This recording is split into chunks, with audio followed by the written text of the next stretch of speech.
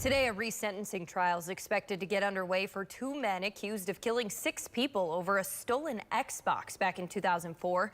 They were sentenced to death, but those sentences were later overturned. Channel 9's Giovanni Diaz is live at the Volusia County Courthouse in DeLand. Gio, this all has to do with changes in state law.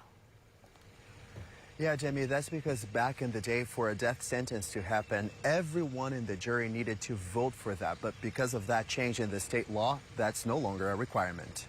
Everyone is working hard to resume trial as quickly as possible. This morning, a new chapter is set to begin in a historic Central Florida case.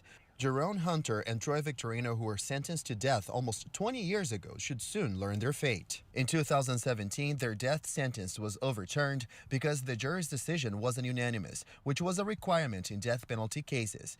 But in 2023, that requirement changed, and now, according to new state law, as long as 8 people in the jury vote in favor, the death penalty can be applied. This is the first application of the death penalty since the law has been enacted.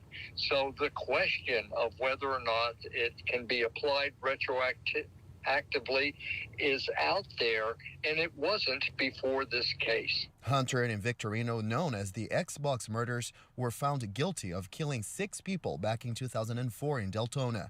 Investigators said at the time the pair and 2 other people broke into a man's house after he evicted Troy Victorino for squatting. Police also said Victorino's second motive was recovering clothes and an Xbox left in the man's house. The other convicted killers in this case had issues with the other roommates who were at the house at the time. So that jury selection is set to begin later this morning. Reporting live in Volusia County, I'm Giovanni Diaz, Channel 9 Eyewitness News.